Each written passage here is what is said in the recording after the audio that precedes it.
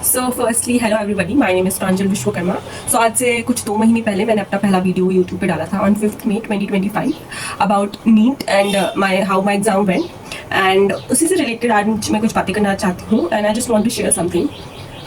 So first a little introduction. अगर आपने वो वीडियो नहीं देखा तो आप वो भी देख सकते हैं, बट फिर भी I want to give my introduction once again. So my name is Pranjal Vishwakarma and I have been a 3-year dropper and I did it was my third attempt and I started my preparation after 12th। So how I went into this trap और कैसे मैंने NEET को choose किया after my 12th। So the story is very simple. So बचपन में जब हम होते हैं सो कुछ समझ नहीं आ रहा था, तो वन डे माई मॉम, ऐसे कोई स्टोरी नहीं है कि मेरा बचपन का सपना था डॉक्टर बनना या ये सब, मैं बहुत ही क्लियरली बताना चाहती हूँ बिकॉज ये मैं इस चीज़ में कैसे आई मैं आपको बता दूँ। ऐसे ही बचपन में मेरी मम्मी से बात कर रही थी एंड शी रैंडमली सेड कि तू डॉक्टर बनना चाहती है एंड आई सेड नो। मैंने ऐसे क्लियर नहीं मना नहीं किया था, बट मेरे मन में था कि नहीं नहीं ये तो कभी नहीं करना चाहती मैं। फिर उसके बाद 10th हुआ। 10th में एक्चुअली जो मेरे साइंस के टीचर थे, स्पेशली द फिजिक्स टीचर, इतना घटिया टीचर थे, इतना ज़्यादा घटिया टीचर था वो कि उसको कुछ भी पढ़ाने नहीं आता था ना। उसकी वजह से मेरा फिजिक्स बिल्कुल ही घटिया था, बहुत ही ज़्यादा खराब। इवन मेरा मैथ्स खराब नहीं था, बट मेरा फिजिक्स वॉज लाइक सबसे घटिया सब्जेक्ट था। बट बिकॉज 10th में आप बोर्ड्स होते हैं तो आपको सोचना पड़ता है, तो मैंने ट्यूशन ली। उसकी वजह से I improved a little bit in physics. Little bit नहीं, काफ़ी इंक्रीज हो गया था मेरा स्कोर। लेकिन द चीज़ क्या थी कि आई स्टार्टेड हेटिंग फिजिक्स मन से। बट फिर उसके बाद फिजिक्स में, तब साइंस में तो कंबाइंडली आपको सारे सब्जेक्ट पढ़ाए जाते हैं, फिजिक्स, केमिस्ट्री और बायोलॉजी, जब आप 10th में होते। तो बस उसी टाइम पे मैं बायोलॉजी पढ़ती थी और मुझे वो सबसे ज़्यादा समझ में आती थी बिकॉज इट वॉज ईजी। और आप बहुत सारी चीज़ होती हैं जो आप अपने अंदर फील कर रहे होते हैं, मतलब कुछ भी अगर वो पढ़ा रहा है ब्लड के बारे में, किसी भी चीज़ के बारे में, तो आपको पता है, आप ऐसे फील कर पा रहे होते हो। तो मुझे वो सब्जेक्ट में इंटरेस्ट आने लगा और उससे भी पहले से भी मुझे फ्रॉम 6th क्लास ऑल्सो मुझे इंटरेस्ट था फिजिक्स में, सॉरी बायोलॉजी में।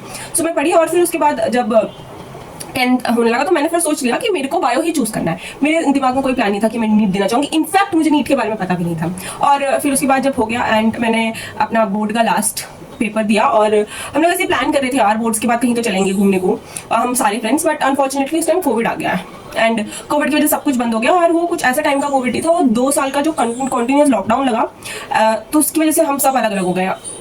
मतलब कोई फ्रेंड्स वगैरह सब दूर हो गए एंड जो ये आकाश वगैरह की कोचिंग थी ये सब भी बंद होगी। और बिकॉज हमारे पापा आर्मी में है तो I was in army public school, तो हमारे इसमें थोड़े ज़्यादा रिस्ट्रिक्शन होते हैं अगर देखा जाए नॉर्मल स्कूल के अकॉर्डिंग। तो हमारे स्कूल में बहुत लेट स्टार्ट हुआ। तो ऐसे ही हम लोग रैंडमली बात कर रहे थे एंड मेरी फ्रेंड मेरे को बताने लगी कि दैट उसकी एक दोस्त है वो नीट की प्रिपरेशन कर रही है और वो भी नीट, और मेरी वो जो दोस्त थी वो भी नीट करना चाहती थी। तो मैंने मन ही मन सोच लिया कि नीट तो नहीं करना, मुझे इतना ज़्यादा मेहनत करके एग्जाम निकालना it's not possible for me, ना ही मैं इसके लिए बनी हुई हूँ। तो मैंने मन में बनाया। और मुझे याद है आज भी एक इंसिडेंट, मैम हम लोगों को क्रेप साइकिल पढ़ा रही थी। इफ यू नो, अगर आपने पढ़ा हुआ है तो Krebs cycle, citric acid cycle, तो मैम पढ़ा रही थी और मैम साइड उन्होंने एक डायग्राम दिखाया जो बुक में बना हुआ है छोटा सा। एंड उन्होंने बोला कि आपको ये डायग्राम याद करना है, और बट अगर आप नीट के लिए प्रिपेयर कर रहे हैं तो आपको एक्स्ट्रा इसमें चीज़ें ऐड करके याद करना पड़ेगा बिकॉज वो पूछते हैं उस एग्जाम में। तो मैंने सोचा मैं कि यार इतना तो मेरे से बड़ा हो नहीं रहा बिकॉज लॉकडाउन था, चीज़ें कुछ भी नहीं समझ में आ रही थी। Even biology was like difficult लग रही थी बिकॉज कुछ chapter was like very difficult, like inheritance वाला, जेनेटिक्स वाला चैप्टर। तो मैंने सोचा यार मुझे बायोलॉजी नहीं समझ में आ रही है, नीट की बात कर रही है, उसमें भी वो बोल रही है एक्स्ट्रा पढ़ना पड़ेगा। So I was like no way I am giving this exam. और हम लोग ऐसी एक छोटू से फंक्शन में गए थे, ऐसे गेट टुगेदर था फैमिली, उसमें मैं बैठी थी कार में एंड मेरा एक कजन था मेरे से बड़ा, तो उसने मुझसे पूछा कि तुम आगे क्या करूंगी, और मैं चुपचाप बैठी थी, कभी मैंने सोचा नहीं इस बारे में। एंड मेरी मम्मी कहती है आगे जाके नीट करिए, and I was like no मैं नहीं करूंगी नीट। एंड मैंने उसी के सामने बोल दिया मम्मी को, नहीं मम्मी मैं नहीं नीट करूंगी। फिर 12th हुआ, 12th में चीज़ें थोड़ी नॉर्मलाइज हो रही थी, मतलब स्कूल रहते हम लोग रेगुलर स्कूल जा रहे थे। तो हमारे स्कूल में ऑड इवन के हिसाब से स्कूल जा रहे था, मतलब जो इवन रोल नंबर वाले बच्चे हैं उनको मंडे, वेंसडे और फ्राइडे स्कूल जाना है, और ऑड नंबर वाले ऐसे जाएंगे, मतलब एक दिन छोड़ के एक दिन। सो ऐसे ही हम लोग ऐसे बातें क्या करते थे। और फिर उसके बाद हम लोगों का ग्रुप बनना स्टार्ट हुआ, स्टार्टेड टॉकिंग, और फिर चीज़ें ऐसे ही चलती गई। और इसी बीच में ना मेरी एक दोस्त थी जो भी बायो लेना चाहती थी, और अनफॉर्चुनेटली उसकी 10th में उतने अच्छे परसेंटेज नहीं बने। और हमारी जो स्कूल की कट ऑफ होती है, एक्चुअली हमारे स्कूल में ABSC कट ऑफ होती है, उसके हिसाब से वो साइंस के लिए कट ऑफ नहीं निकाल पाई। एंड तो she was like very sad. वो पता नहीं सैड थी कि नहीं, वो दिखाना चाहती थी कि नहीं, बट मुझे पता है जब आप कोई चीज़ करना चाहो और अगर वो आप नहीं कर पा रहे हो तो फिर आपको बुरा लगता है और लगेगा, वेरी ऑब्वियस। तो उसको साइंस नहीं मिली और स्कूल ने उसको कॉमर्स दे दी, तो वो अब उसको चेंज नहीं करा सकती थी। अगर उसको साइंस लेना था तो या तो उसको दूसरे स्कूल में शिफ्ट होना पड़ता, जो कि बहुत ही बहुत ही कंज्यूमिंग हो जाता। पहले तो स्कूल ढूंढो, फिर उसके बाद सब कुछ चेंज होता है, ड्रेस वगैरह और इन्वायरमेंट, और आप जिस स्कूल में बचपन से पढ़े हो फिर उसको एकदम से छोड़ के चले जाना, it's like very very emotionally draining तो है ही, साथ में आपके एक्सपेंसिव भी थोड़े से ज़्यादा बढ़ जाते हैं बिकॉज आपको सब कुछ नया नया लेना पड़ता है। तो उसने कॉमर्स लिया एंड शी वॉज लाइक ठीक है। फिर लेकिन जब भी हम लोग ऐसे मिलकर खड़े होते थे हम सारे बायो वाले दोस्त, तो we used to talk about कि हमने आज ये पढ़ाया, ये चीज़ हुआ फिजिक्स में, ये लैब एक्सपेरिमेंट के लिए हम गए, ये सब। तो शी यूज टू लाइक, वो ऐसे अगर आ जाती थी बीच में तो शी यूज टू लाइक हम लोगों का मुंह बंद करवाने, हम लोगों को मतलब ऐसे चुप कराने के चक्कर में, मैं ऐसे नहीं बोलूँगी मुंह बंद, लेकिन ऐसे चुप नहीं होता, तो वो अपने आप को सुपीरियर दिखाने के लिए कहती थी मेरी कॉमर्स में तो ये हुआ, मैंने अकाउंटेंसी पढ़ा, मैंने इकोनॉमिक्स पढ़ा एंड ऐसा ऐसा। And I too feel like why she is doing that, but मुझे बाद में समझ में आया कि बिकॉज कहीं ना कहीं वो जो हार्ट ब्रेक होता है ना, वो आपको बहुत चुभता है जब आप देखते हो कि जो चीज़ आपको चाहिए थी वो किसी और के पास। तो उसने तो उस टाइम पे तो I used to feel very, मुझे ऐसा लगता था क्या यार ये कैसी लड़की है, क्यों बार बार कॉमर्स कर रही है जब हम लोग इस बारे में बात ही नहीं कर रहे हैं। या तो तुम कोई टॉपिक कॉमन ले आओ तो जिसमें हम सब बात कर सके, या तो फिर तुम एकदम ही बीच में कॉमर्स की बात तुम बायो वाले से कर रही हो तो कैसे बनेगा। बट मुझे अगर मैं आप सोचूं तो मुझे समझ में आता है कि why she was doing that. और फिर उसके बाद मैं इसलिए मैं बता रही हूँ बिकॉज आगे से एक कॉन्टेक्ट है। तो उसके बाद ये सब चीज़ें हुई और उसके बाद हम लोग का ग्रुप बना, हम लोग बहुत मस्ती करते थे। हम लोगों ने, मैंने तो सोचा था नीट नहीं करना, फिर 11th भर हमने मस्ती की, फिर 12th के स्टार्टिंग में भी हम मस्ती कर रहे हैं। और मुझे ये बात नहीं पता थी कि 11th से ही जो बच्चे को पढ़ना नीट करना होता है उसको 11th से ही एडमिशन लेके उसको पढ़ना स्टार्ट कर देना, मुझे नहीं पता था। आई वाज लाइक 12th की बात करते होंगे ना लोग, तो ये फिर उसके बाद मुझे नहीं पता था, आई वाज सो डम लाइक कि ये 12th के बाद स्टार्ट करते हैं, मुझे ऐसा लगता था। फिर उसके बाद जब हमारा टाइम खत्म हो गया, हम लोग साथ में घूमने फिरने लगे, हमने बहुत मजे किया। मतलब नीट से तो मेरा कोई वास्ता था नहीं, 12th 11 12 फिर 12th के मतलब पूरा 12th आधा निकल गया ना, आधे पे हमारे 2 एग्जाम होते, 2 बोर्ड्स, एक MCQ बेस्ड हुआ था और एक फुल रिटन पेपर हुआ था। तो MCQ बेस्ड पेपर हो गया और उसमें भी फिजिक्स बहुत गंदी आई थी बिकॉज ऑलरेडी मेरी वीक थी फिजिक्स, एंड आफ्टर 11th की फिजिक्स यू ऑल नो कि कितनी मुश्किल है वो, और जब आपका लॉकडाउन लगा तो आपकी एकदम ही रद्दी हो गई होगी। तो उसके बाद मैंने फिजिक्स दिया, लाइक बिल्कुल अच्छा नहीं गया paper, and I was like very sad disappointed. और मतलब हम सब का ही नहीं अच्छा गया था। एंड आई, मुझे याद है मेरे बोर्ड्स में मतलब फर्स्ट जो MCQ वाला बोर्ड हुआ था, I score around 878%। I was like गया रिजल्ट गया। और फिर उसके बाद हम लोग ऐसे बातें कर रहे थे, हमारा बहुत अच्छा ग्रुप, बहुत अच्छी बॉन्डिंग थी सबकी। उसके बाद मैं थी, मेरी एक दोस्त थी, उसका नाम श्रुति था, और हम दोनों के 2 और दोस्त थे जो दोनों लड़के थे। तो मतलब हमारा 4 का ग्रुप था, मैं, मेरी दोस्त श्रुति एंड 2 लड़के जो भी हमारे दोस्त थे। तो हम लोगों का फिर 12th खत्म होने वाला था, and we was like discussing कि क्या करना चाहिए क्या नहीं करना चाहिए। एंड हम लोगों ने सोचा कि हमें नीट करना चाहिए। Yes, the worst decision of my life कि हमें नीट करना चाहिए, और बस नीट करना चाहिए वाला डिसीजन लिया। और जब फिर उसके बाद मैंने सर्च करना स्टार्ट किया नीट के बारे में, और मैंने अराउंड 2 महीने तक नीट के बारे में सर्च किया कि क्या कैसा होता है। एंड आप यकीन नहीं मानोगे, मैंने जो भी वीडियो देखी उसमें था कि अगर आपके 555 मार्क्स आ रहे हैं तो you can get a government seat, जिसको सब चाहते हैं, क्योंकि तब इतना ही कट ऑफ था, तब को सबको मिल जाती थी। तो आई वॉज टॉकिंग अबाउट 2022, मतलब 550 में तो नहीं, पर हाँ 585 98 पे आपको एकदम ऐसे Tier 3 कॉलेज तो मिल ही जाता था।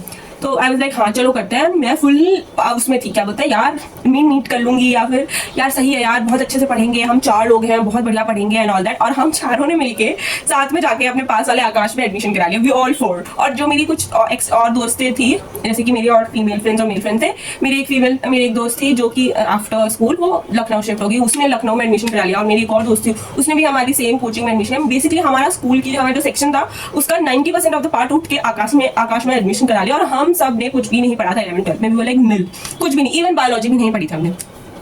फिर उसके बाद देन स्टोरी स्टार्टेड, हम लोग RM01 में थे। तो जिसको नहीं पता उसको नहीं पता, तो RM is a repeater batch. जो आकाश में नहीं पता, जो आकाशन से उनको पता है। आई डोंट नो मुझे आकाश का नाम लेना चाहिए कि नहीं एकदम ऐसे, बट मैं बता देती हूँ। तो फिर उसके बाद हम लोग RM01 पढ़ते थे, we were like very chill, हमें पता ही नहीं था कि हम कॉम्पिटिटिव एग्जाम के लिए बैठ रहे हैं, and this is such a big level exam. मतलब ये तो पता था कि बिग लेवल, पर ये कॉम्पिटिशन ये वो कुछ भी नहीं था। इवन मुझे ये पता था कि नीट क्लियर करो, अगर आपके 600 नंबर आ रहे हैं आपको एक गवर्नमेंट सीट मिलती है जिसमें आपको वो लोग MBBS करवाते हैं। पर मुझे ये नहीं पता था कि MBBS के नीचे BDS, BAMS, BUMS, BHMS इन सब का भी ऑप्शन होता है। मुझे इनके बारे में कोई आइडिया नहीं था, बिल्कुल भी मुझे नहीं पता। फिर उसके बाद हम फर्स्ट ईयर में पढ़े, तो हमारे को फिजिक्स का सबसे घटिया टीचर दे दिया आकाश। मतलब उन सर को, मतलब वो सर बहुत, मतलब उनको खुद को तो नॉलेज नहीं पती, यू नो, उनका शायद टीचिंग एक्सपीरियंस अच्छा नहीं, मतलब बहुत न्यू टीचर थे वो, तो उनका टीचिंग एक्सपीरियंस कुछ सही नहीं था, तो वो अच्छे से हमें पढ़ा नहीं पाते थे। और ऑलरेडी हमें कुछ नहीं आता था, तो हमें एक्स्ट्रा मतलब पढ़ाने की जरूरत थी। तो मैंने और हम लोगों ने, हमारे पूरे RM1 ने मिलकर रिक्वेस्ट किया आकाश में जाके कि हम लोगों को आप दूसरे टीचर प्रोवाइड करो। तो हमको एक दूसरे टीचर काफ़ी वो JEE वालों को भी पढ़ाते थे, तो उनको उन्होंने हमारे क्लास में दे दिया एंड वो हमें पढ़ाते रहे एंड टीचर हम लोगों से मतलब I am not gonna say the name again, पाताल बोलूंगी मैं अब, जो ये इंस्टीट्यूट के टीचर्स थे वो लिटरली हमसे परेशान थे बिकॉज उनका हिसाब से उनका ये मानना था कि जो बच्चे बैठे हुए हैं इनको ऑलरेडी आता है और कोई भी सोचेगा 11th-12th पढ़ के आया तो इनको तो ऑलरेडी 60-70% चीजें तो आती है, एटलीस्ट हमने पास तो किया तो हमको इतना तो आता ही होगा, पर लिटरली हमें कुछ भी नहीं आता था। और उनको वो हमसे पूछते थे कि आपने ये पढ़ाई होगा, चलिए सेल की डेफिनेशन बता दीजिए, चलिए बताइए क्रेब साइकिल बता दीजिए, कुछ तो आती होगी ना। एंड हम सबका मुंह बंद रहता था बिकॉज हमारा पूरा RM1 जो था वो बिल्कुल फ्रेशर बच्चों से था। ऑल्दो हमने 11th-12th पास की but we were like a fresher because हमने कुछ भी नहीं पढ़ा था और हमारी पूरी क्लास डम थी और हमारी पूरी क्लास पूरे आकाश में बदनाम हो गई बिकॉज हमारी पूरी क्लास पूरे आकाश में बदनाम हो गई बिकॉज हमें कुछ नहीं आता था। हमारे ऊपर हमारी क्लास के ऊपर डंप का टैग, आई एम सॉरी थोड़ा सा डिस्टर्बेंस हो रहा है, जस्ट वेट फॉर अ सेक। सो हमारे ऊपर दी डम क्लास का टैग लग चुका था और आई एम सॉरी गाइस, मुझे अपना लोकेशन चेंज करा क्योंकि वहाँ बहुत ज्यादा डिस्टर्बेंस हो रही है। जैसे ही मैं रिकॉर्ड का बटन दबा रही हूँ वैसे ही they start like making different noises and I don't want कि मेरी आवाज कम हो। सो बात ये है कि जब बॉटनी वाले टीचर थे उन्होंने हमें छोड़ दिया, नॉट जस्ट बिकॉज हमारी क्लास डम थी, बिकॉज हमारे बगल में एक सेक्शन बन रहा था RM02 जिसके बारे में मुझे कोई अंदाजा नहीं था बिकॉज वो बहुत इंटेलिजेंट बच्चे थे। बिकॉज उसमें आकाश में जो ऑलरेडी बच्चे 11th-12th पढ़ चुके हैं वो उसमें बैठ रहे थे, या तो उसमें ऑलरेडी 1-2 साल के जो रिपीटर ड्रॉपर्स थे वो बैठ रहे थे, तो ऑलरेडी उनको 70 to 80% सिलेबस का अंदाजा था। तो उन्होंने हमारी क्लास छोड़ दी, जस्ट उन्होंने हमको तब तक पढ़ाया जब तक उनकी न्यू क्लास नहीं बन जाती, तब तक उन्होंने पढ़ाया और देन उन्होंने उठ के दूसरी क्लास में चले गए। एंड हम लोगों ने उनको इतने we use to write application, हमें लगता था एप्लीकेशन से कुछ होगा बट लिटरली कुछ नहीं होता था। तो हम लोग उसमें एप्लीकेशन लिखा करते थे, हमने 2-4 एप्लीकेशन दी कि हम लोगों को वापस से वही वाले सर चाहिए बिकॉज वो हमें पढ़ाते थे और लिटरली बहुत ज़्यादा पढ़ाते थे, लेकिन हमें लगता था हमें ज़रूरत है। फिर RM01 बनी, हम लोग को कुछ समझ नहीं आ रहा था, मतलब समझ आ रहा था सिलेबस लेकिन हमें नहीं पता था कि इट्स अ बिग सिलेबस। और जो हमारा जो पहला FT हुआ, बिकॉज FTs होते थे वहाँ पे, तो हमारा जो पहला FT हुआ तो हमारी पूरी क्लास में जो टॉप बच्चे का नंबर आए थे, वो लड़की थी, उनका नाम अंशिका था, आई डोंट रिमेंबर, उनके 640 मार्क्स आए। एंड हम लोग तो खुश थे कि यार इस लड़की के 640 आया and I score around 550 something. And हम लोग, मतलब मैं अपने रिजल्ट से तो नहीं सेटिस्फाइड थी, लेकिन हम लोग ओवरऑल क्लास के हिसाब से हमें लगा था यार 720 में से 640 as a good score. But जब टीचर आया, जब वो बॉटनी वाला जो था हमारा, वो एक्चुअली पूरे सारे RMs का ध्यान भी रखता था पढ़ाने के अलावा, तो वो आया एंड ही सेड कि तुम्हारी क्लास में कितना गया highest, and we were like 640 and we were like we were very proud क्योंकि हमने पहली बार अपनी जिंदगी में एक नीट का पेपर अटेम्प्ट किया था, मतलब of course part wise test था लेकिन फिर भी नीट लेवल का अटेम्प्ट किया था। And we like 640 and he made a very like गंदा सा मुंह बना के कहता 640, आप लोग ये पूरी क्लास में बस 640 ही गया है स्कोर। एंड हम लोगों को लगा कि क्यों, क्या हुआ। फिर उसके बाद धीरे से बात समझ में आई कि बगल वाली क्लास का जो रिजल्ट आया एंड उनकी क्लास में जो हाईएस्ट स्कोर गया था वो 720 में से 715 गया। और फिर लेकिन हमें तब तक ये बात नहीं पता थी कि उसमें ऑलरेडी 11th-12th के पढ़े हुए बच्चे और रिपीटर्स बैठते, तो हम लोगों को लगा यार ये ऐसा क्या पढ़ता है जो इसके इतने बढ़िया नंबर आ रहे हैं, कौन है, क्या नाम है टॉपर का, क्यों he is scoring that much. और यही सब करने समझने, नीट के बारे में, नीट के पैटर्न के बारे में समझने में हम लोगों को पूरा साल निकल गया। एंड लास्ट में आई डोंट रिमेंबर, महाशिवरात्रि जब आती है ना, आई थिंक फेब में आती है, तो फेब में महाशिवरात्रि थी और हमारा बहुत सिलेबस बाकी था। मुझे नहीं पता था कि इतना सिलेबस बाकी है। लिटरली वो हमको शाम के 7-8 बजे तक बैठा के लिखवाते थे, जस्ट लिखवाते थे। लेकिन यार लेकिन एक बात समझ लीजिए, उनको अपने शेड्यूल के हिसाब से नहीं चला, और तब सिलेबस रिड्यूस भी नहीं था। तो उनको ऐसा नहीं चलना चाहिए ना कि अपने सिलेबस के हिसाब से उनको अपने FT प्लानर के ना उसके हिसाब से चलते थे। मतलब अगर FT के पहले उनके दो उनको फिजिक्स के चैप्टर कंप्लीट करने तो वो बस 2 ही कराएंगे, और उनका FT का प्लानर टिल अप्रैल तक था, मतलब अप्रैल तक उनके FT ही चल रहे थे और वो अप्रैल तक ही सिलेबस कंप्लीट कराते। बच्चे के पास टाइम नहीं बचता रिविजन का या पर डे। तो हम लिटरली शाम के फरवरी में हम बस लिख रहे होते थे, हमें कुछ नहीं पता। सोचो एक बच्चे को तुम सुबह 9 बजे से बैठा रहे हो, 9 बजे से 8 तक वो बच्चा केवल चैप्टर्स लिख रहा है, उसको समझने की पावर भी लास्ट तक खत्म हो जाती है। तो वो बस लिख रहा है, उसको नहीं पता कि वो क्या लिख रहा है, कैसे लिख रहा है, घर जाकर रिवाइज कर पाएगा कि नहीं, क्वेश्चन लगा कर पाएगा कि नहीं। और तभी सिलेबस भी तब रिड्यूस नहीं था, तो हमारे जो लास्ट के मॉड्यूल थे लाइक 3rd, 4th, 5th वो तो हमारे कंप्लीट ही नहीं हो पाए थे। एंड उसी की तरह हमारा RM01 खत्म हो गया। और RM01 से एक चीज मुझे पता लगी, फर्स्ट चीज मुझे बात पता चलेगी कि जो RM02 था, कुछ मेरे को कंक्लूजन्स मिले मैंने और मेरे दोस्त ने मिलके, हम लोगों ने मिलके थोड़ा समझा कि आकाश का क्या सीन क्या चलता है। तो हम लोगों को समझ में आया कि जो पहले जो बच्चे थे RM01 के, पहली चीज़ हमें पता लगी, जो RM01 के बच्चे थे दे वर लाइक वो ऑलरेडी टॉपर्स थे। And also they already droppers थे फर्स्ट थिंग तो, एंड सेकंड थिंग या तो वो 11th-12th पढ़े थे या तो वो ड्रॉपर्स थे। सेकंड चीज़ पता चली कि they will always give importance to only दो स्टूडेंट जो उनके पास ऑलरेडी थे या उनको पता है इनसे रिजल्ट आने वाला है। बाकी वो मीडियोकर्स को बिल्कुल ही ध्यान नहीं देते हैं, और ना ही उनसे नीचे वाले से तो आप खुद ही उनके उन लोगों से तो आप उम्मीद नहीं कर सकते। पर जो मीडियोकर्स होते हैं जिसको कहते हैं पोटेंशियल है पर कुछ पुश की जरूरत है, उनसे उनका कोई लेना देना नहीं। उनका लेना देना था उन बच्चों से जो कि RM02 में थे, और उनमें से भी सबका नहीं कि 40 के 40 बच्चे थे, उनमें से केवल उनका जो कि टॉप 10-20 में आ रहा है, बस उनका। तो इसी तरीके से हमें 2-4 कंक्लूजन समझ में आए कि कोई मतलब नहीं। और सेकंड चीज हमें समझ में आई कि ये लोग बायोलॉजी में they used to make us write rubbish, मतलब कुछ अलग ही 10 साल पहले कुछ क्वेश्चन आया होगा वो भी लिखवा रहे हैं। भाई क्यों लिखवा रहे हो यार तुम? कोई मतलब है? कोई मतलब है उस चीज का? नहीं। जब पेपर फुल्ली एनसीईआरटी बेस्ड आता था तब तक आता था, तो 2024 तक it was like fully NCERT based. तो तुम वही लिखवाओ ना यार जो आने वाला है, जो ट्रेंड चल रहा है। नहीं, वो मतलब लिटरली जो सेल वाला चैप्टर था हम लोगों का 15 पन्नों में वो चैप्टर कंप्लीट हुआ, बिकॉज 15 पन्ने उन्होंने लिखवाए थे उस जस्ट फर्स्ट चैप्टर के, सेल चैप्टर। हम लोग उसको पढ़ते रहते, क्या क्या लिखवाया, आई डोंट नो कितनी चीजें, क्या पता नहीं कौन कौन सी चीजें लिखवा देते हैं। एक सिंपल सा किंगडम भी होता है तो उसमें कौन कौन से टॉक्सिन रिलीज करता है, टॉक्सिन कहाँ काम आता है, टॉक्सिन को किसने डिस्कवर किया, किसने उसका यूज निकाला, वो भी लिखवा रहे थे वो लोग बायोलॉजी में, और हम लोग बेवकूफी तरह लिख रहे थे बिकॉज हमें लग रहा था काम आएगा। तो मुझे 2 चीजें पता लगी। फर्स्ट कि RM02 will always be superior than any other RM। Second चीज इसकी इनका बायोलॉजी तो आप बिल्कुल स्किप कर दो, बायोलॉजी आप पढ़ो तो आप ऑनलाइन टीचर से पढ़ लो जो कि सिलेबस का ही लिखवाते हैं, सिलेबस का ही करवाते हैं और एनसीईआरटी बेस्ड पढ़ाते हैं। तो ये हुआ। फिर उसके बाद ये 2 चीज़ें हम लोगों को पता चली। फिर उसके बाद स्टार्ट हुआ RM02। तो RM02 ऑलरेडी वीडियो बहुत लंबा हो चुका है, सो आई थिंक RM02 के बारे में if you want to know कि कैसे RM02 में क्या हुआ, मेरे सेकंड ड्रॉप में क्या क्या चीज़ें मुझे पता लगी, जो कि अगर आप एज अ फ्रेशर जो आपने 11th-12th नहीं पढ़ी है और आप पहली बार आकाश में as a dropper but as fresher admission लेना चाहते हो, तो please let me know I make second part of this video जिसमें मैं RM2 को कवर करूंगी एंड अपने RM2 जो कि मेरा सेकंड ड्रॉप था उसको कवर करूंगी, and also I will cover my third drop also. If you want the second part of this video please make sure कि आप इस नीचे कमेंट कर दें and please subscribe and like button, because I am new to content creation और मैं सोच रही हूँ कि आगे इसको कंटिन्यू रखूँ, because I want to do. अब मैं घर में कितने दिन बैठूँ, क्या करूँ, बिकॉज मेरी हेल्थ भी इसमें बहुत ही ज़्यादा एग्जॉस्ट हो चुकी हूँ मैं इसमें। हर चीज़ मतलब मेरी बॉडी ही अच्छा फील नहीं कर रही। You can see by my face it's looking very tired, very dull, because I am not feeling good inside.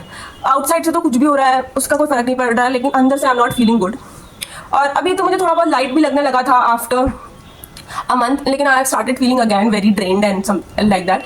सो अगर आपको RM02 का जो कि मेरा सेकंड ड्रॉप है and also my third drop की चीज़ें जानी, स्टोरी जानी, तो please comment, like, share and subscribe, and I am going to be post a lot of content. And also if you want to know about my future plans कि मैं आगे अब क्या करने वाली हूँ, क्या करना चाहती हूँ, या मैं BDS लूंगी या फिर आयुर्वेदा लूंगी, होम्योपैथी लूंगी, या मैं फिजियोथेरेपी लूंगी, तो आप प्लीज़ मुझे कमेंट करें। I make also a video on that कि मैं आगे क्या करने वाली हूँ, मेरे आगे के फ्यूचर के प्लान्स क्या है, कि मेडिकल फील्ड लूंगी भी कि नहीं लूंगी, कि मेडिकल फील्ड बिल्कुल ही छोड़ दूंगी। प्लीज लेट मी नो, और मैं इसका सेकंड पार्ट जरूर डालूंगी। अगर आप लोग 2-4 भी कमेंट कर दोगे तो बहुत बड़ी बात है मेरे लिए, because already I don't have much audience. So please support, ताकि मैं आगे अच्छा कंटेंट ला पाऊँ and I can get of this need face जो कि भरा हुआ है मेरे दिमाग में for last 3 years and I want to get over it जैसे भी करके।